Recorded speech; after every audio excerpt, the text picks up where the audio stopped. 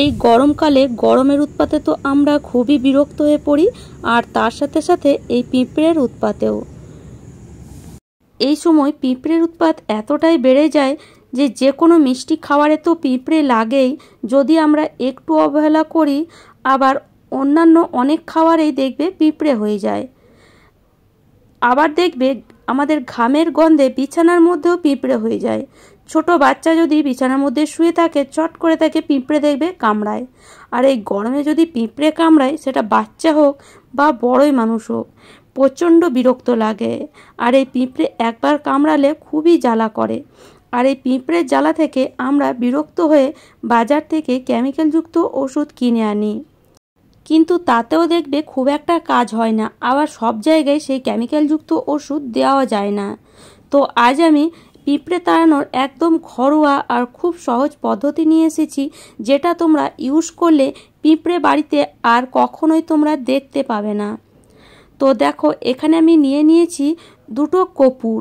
তো এরকম কর্পূর তো আমাদের সবার বাড়িতে থাকেই, বিশেষ করে পুজোর ঘরে তো থাকেই। তো সেই কর্পূর এখানে নিয়ে নিয়েছি। কর্পূরটাকে নিয়ে এরকম একটা ছোট পেপারের মধ্যে গুঁড়ো করে নেব। তো এইভাবে অবশ্যই কর্পূরটাকে গুঁড়ো করে নিতে হবে।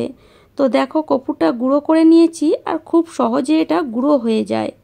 হাত দিয়ে দলে দিলে দেখবে কর্পূর খুব তাড়াতাড়ি ভেঙে যায়। তো দেখো, এখানে কর্পূরটা গুঁড়ো হয়ে গেছে। এবার নিয়ে নেব একটা জায়গা, আর তার মধ্যে দিয়ে দেব কিছুটা পরিমাণ জল। তো মোটামুটি এখানে 1 কাপ মতন জল নিয়েছি ছোট কাপে। তার মধ্যে কর্পূরটা দিয়ে দিলাম, তার সাথে সাথে দিয়ে দিলাম 1 চামচ পরিমাণ লবণ, আর তার সাথে সাথে এখানে দিয়ে দেব 1 চামচ পরিমাণ ভিনিগার। এবার এখানে আরেকটা জিনিস মেশাবো, সেটা হলো ডেটল। আর এই ডেটল মেশালে এটার পাওয়ার অনেকটাই বেড়ে যায়। তো এখানে সামান্য একটু, খুব বেশি ডেটল দিইনি, 1/2 চামচ মতন ডেটল এখানে দিয়ে দিলাম। এবার সব জিনিসগুলোকে ভালো করে একটা চামচ দিয়ে মিশিয়ে নিতে হবে।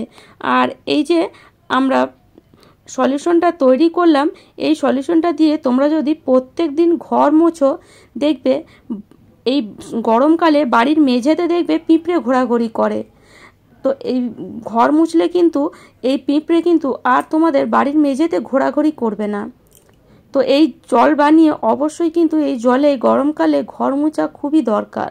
আর তার সাথে সাথে এটাকে আমি ঢেলে নেব একটা স্প্রে বোতলের মধ্যে।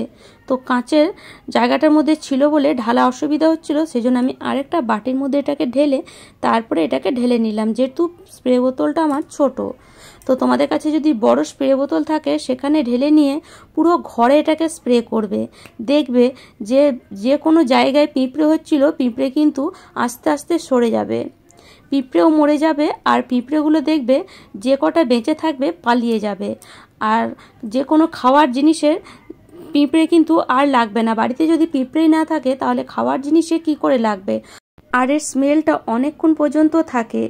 আর এই যে আমরা জিনিসগুলো মেশালাম, পিঁপড়ের কিন্তু একদমই সহ্য হয় না। তো এভাবে তোমরা কিচেন কাউন্টার পরিষ্কার করতে পারো, ঘর মুছতে পারো, স্প্রে করে দিতে পারো পুরো বাড়ির মধ্যে, তাহলে দেখবে একটাও পিঁপড়ে কিন্তু থাকবে না। তো এইভাবে খুব সহজেই ঘরোয়া পদ্ধতিতে পিঁপড়ে তাড়াবার চেষ্টা করো বা পিঁপড়ে মারার চেষ্টা করো, তাহলে কেমিক্যালযুক্ত ওষুধ ব্যবহার করতে হবে না। এটা থেকে দূর থাকাই আমাদের জন্য খুবই ভালো। তো আশা করি আজকের টিপসটি তোমাদের অনেক কাজে আসবে। কাজে লাগলে অবশ্যই চ্যানেলটি সাবস্ক্রাইব করে নিও।